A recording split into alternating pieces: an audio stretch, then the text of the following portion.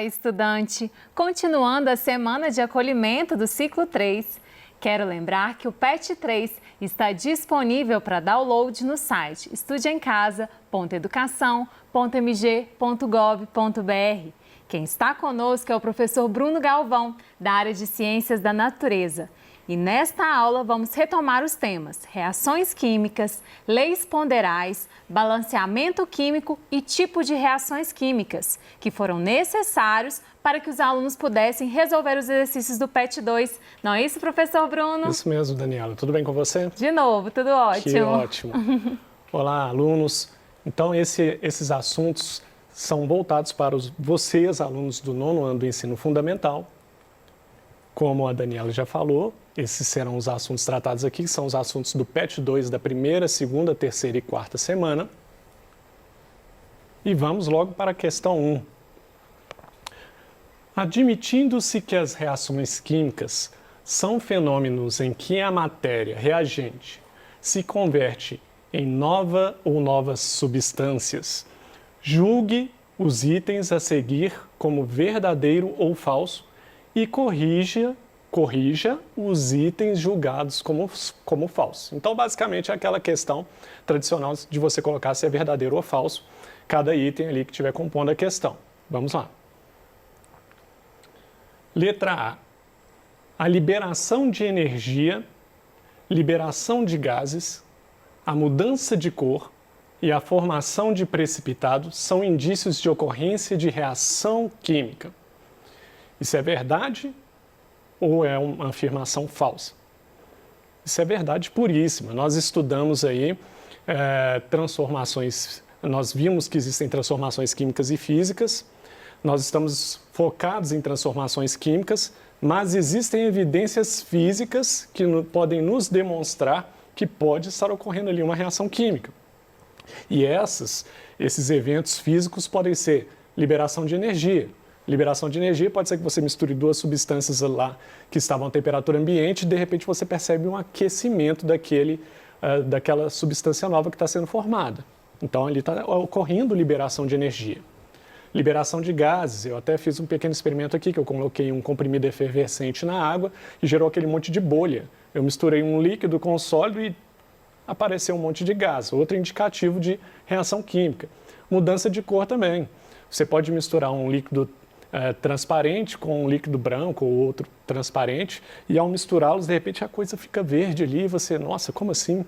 São indicativos de reações químicas, portanto, essa letra A é verdadeira aqui, como você pode ver aqui. Então você coloca lá que é verdadeira. Não tem nada que corrigir nessa afirmação.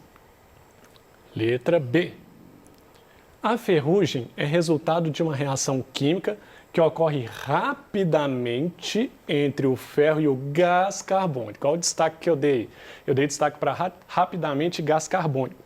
Quando você tem um material na sua casa lá de ferro que começa a enferrujar, um portão que está exposto ao tempo, a gente percebe que para enferrujar é porque está molhando. Então, uma das coisas que precisa na reação de enferrujamento de um ferro é a água. Mas uma coisa muito importante e que causa o que a gente chama de oxidação do ferro é o oxigênio. Então, tem duas coisas aqui que não estão legais. Primeiro, que não é o gás carbônico que vai interagir com o ferro, e sim o gás oxigênio, se você pensar só no gás. Tem participação de água também. E o segundo é dizer que a ferrugem ocorre rapidamente.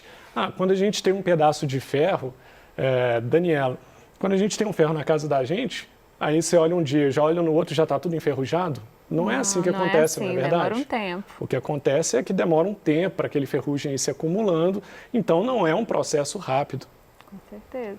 Bom, então o que está errado aqui é o seguinte, a ferrugem é resultado de uma reação química que ocorre lentamente entre o ferro e o oxigênio. Eu ainda poderia incluir a água aqui, portanto, essa questão aí, essa afirmação não é verdadeira. Precisa dessas correções ditas aqui. Letra C.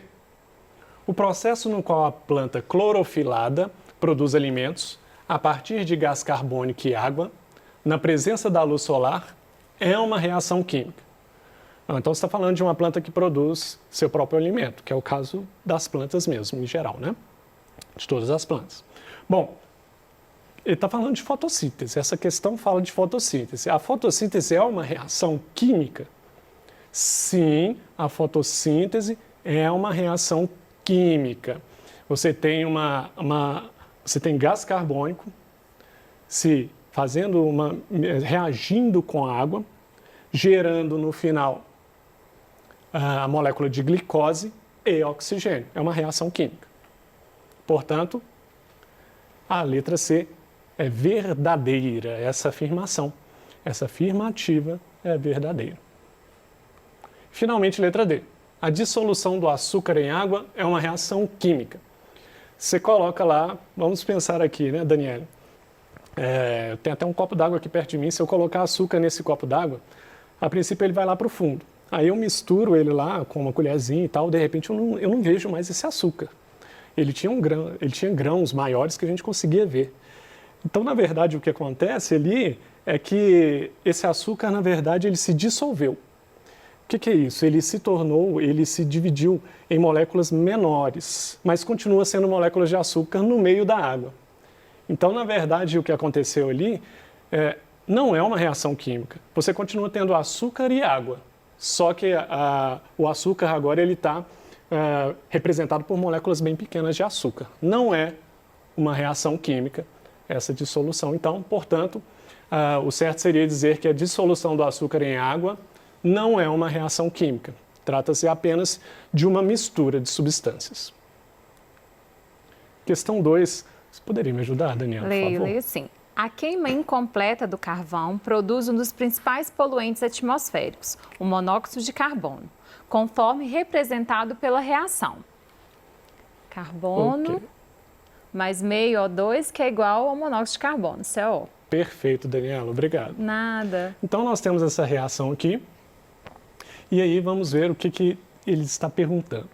Com base, então, nessas informações que a Daniela leu para a gente, letra A. Se 12 gramas de carbono reagem com 16 gramas de oxigênio, qual será a massa, então, do monóxido de carbono formado? Então, está falando que 12 gramas de carbono vão reagir com 16 gramas de oxigênio. Vamos ver isso aqui no flip chart. Eu até aprendi a falar flip chart. Estou muito feliz. 12 gramas de carbono.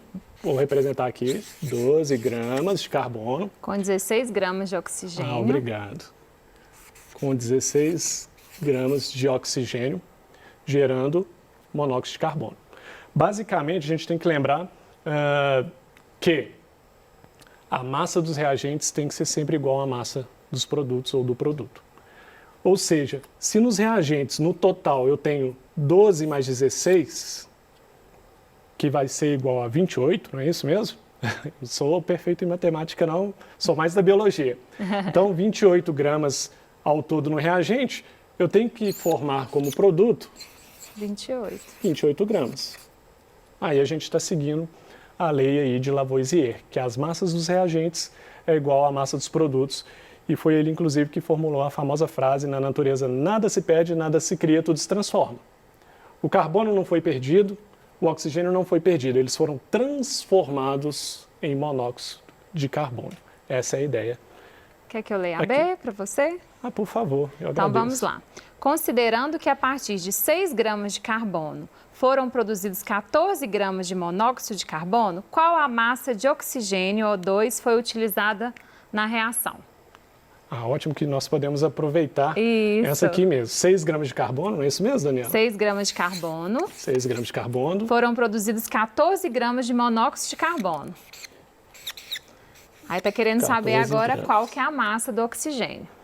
Bom, então, 6 gramas de carbono. Isso. Mais, vamos colocar aqui X, né? Isso aí. Que a gente não sabe, a gente quer saber, gerando 14 gramas de monóxido de carbono. Aí já entra um pouco aí na lei de Proust, que fala das proporções.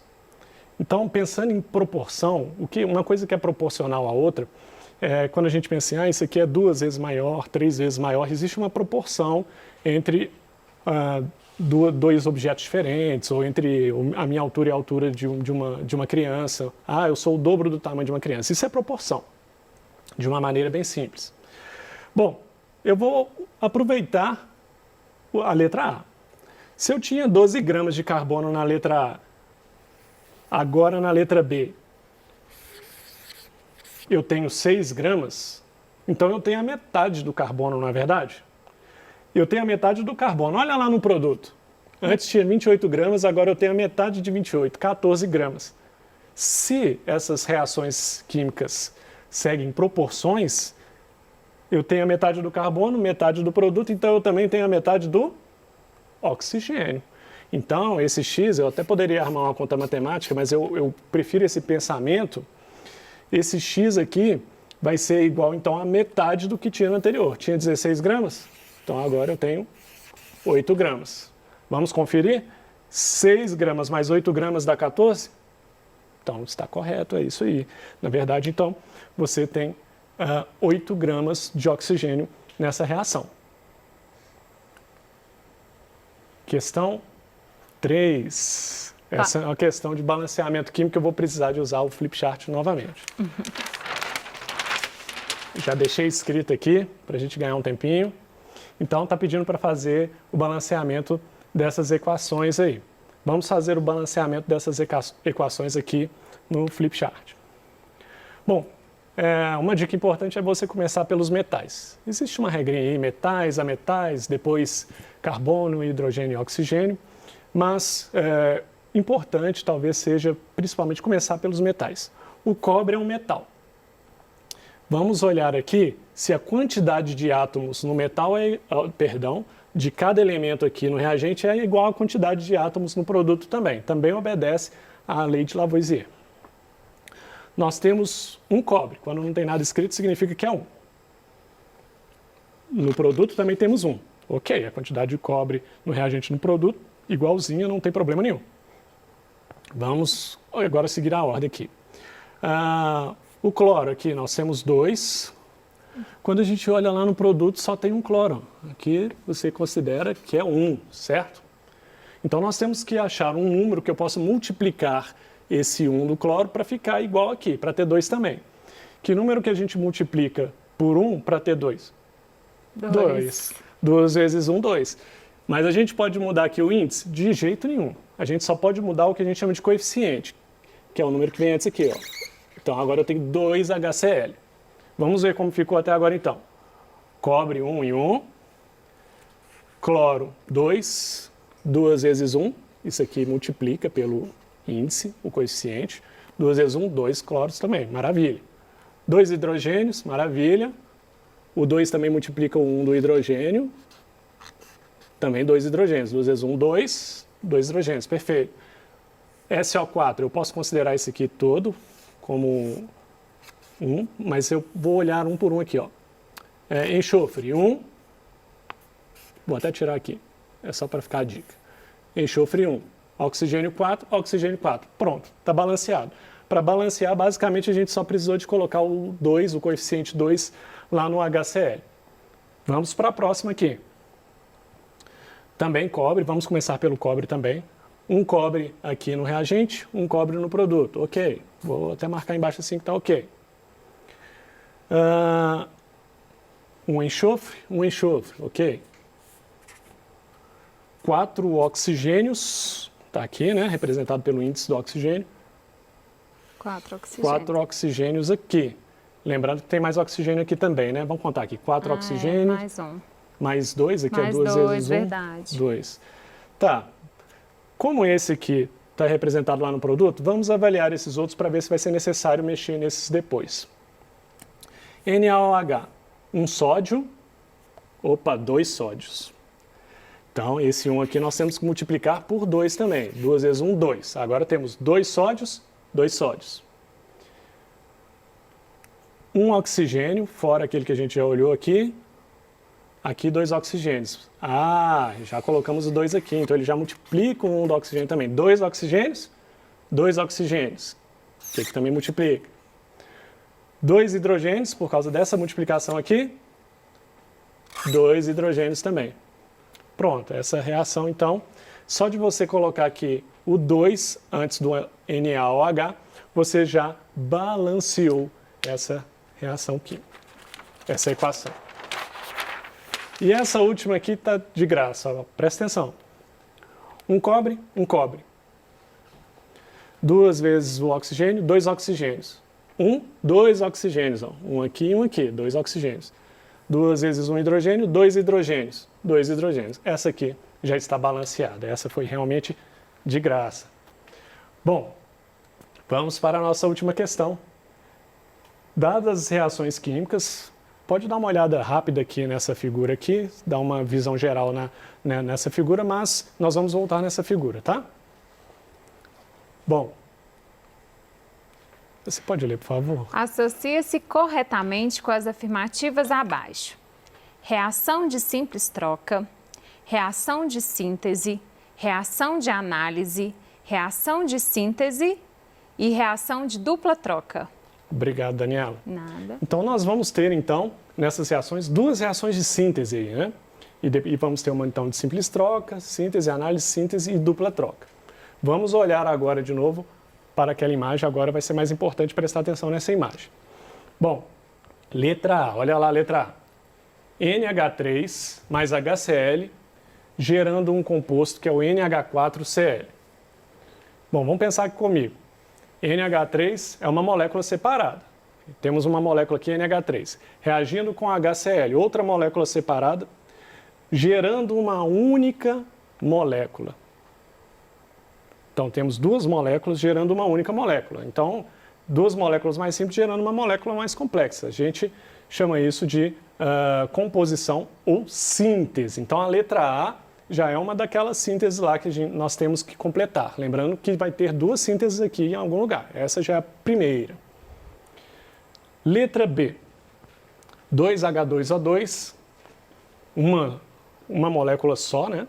Gerando 2H2O mais O2. Né? Então, nós temos aí, primeiro, o 2H2O, ele é uma molécula só, né? Várias moléculas juntas formam uma substância. A gente pode pensar que é uma substância se tiver várias moléculas, eu vou pensar só na molécula. Uma molécula se dividida em 2.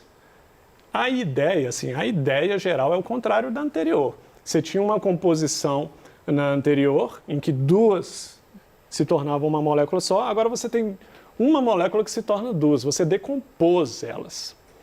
Então, é uma decomposição, a letra B, ou a gente pode chamar também de análise. Letra C. NaOH mais HCl, gerando NaCl mais H2O. Aqui é importante ficar de olho só no Na e no H, com quem que eles estão fazendo par. O Na, primeiro aqui no reagente, faz par com o OH. E o H com o Cl. Repare que eles vão trocar de lugar. Ó. Quando você olha lá no produto, agora o Na faz parte com o Cl, que antes era o hidrogênio que fazia, e o hidrogênio se juntou ao OH para formar uma molécula de água. Então, houve uma troca em que 2 átomos, bom, eu acho que eu posso dizer que nesse caso 2 átomos mudaram de lugar, fizeram par com o par do outro. Isso é uma dupla troca. É uma troca só, acontece uma troca, mas ocorre uma troca com 2 átomos ao mesmo tempo, ou com 2 moléculas. Bom, então a gente chama isso de dupla troca, a letra C é dupla troca. Letra D, zinco mais H2SO4, que é ácido sulfúrico, que é aquoso, gerando o sulfato de zinco mais hidrogênio. Agora repare que, diferente da anterior, nós não temos uma troca literalmente, uma troca dupla. Nós temos o zinco apenas tomando o lugar do hidrogênio. Repare que o zinco está sozinho no reagente e o hidrogênio está ligado ao SO4. No produto, o zinco é que se ligou ao SO4 e deixou lá o coitadinho do hidrogênio sozinho agora. Ele só tomou o lugar dele. É uma simples troca. E, finalmente, eu até agora não falei 2 sínteses não. Tem 2 sínteses, não tem? Espero que esse último seja síntese, senão o exercício está errado. Vamos lá. Óxido de cálcio mais água, gerando hidróxido de cálcio. Então, nós temos 2 moléculas gerando uma molécula só, igualzinha à letra A. Portanto, uma síntese. ou composição. Vamos ver as respostas aqui? Tá aí, ó. A D é a simples troca. A letra A, que foi a primeira que a gente viu, é uma reação de síntese. A B, lembrando a B aqui, ó, é a água gerando água mais oxigênio. É a reação de análise ou decomposição. E, reação de síntese. E C, reação de dupla troca. É isso que eu queria falar com vocês hoje. Eu agradeço a Daniela, agradeço a vocês e desejo mais uma vez bons estudos.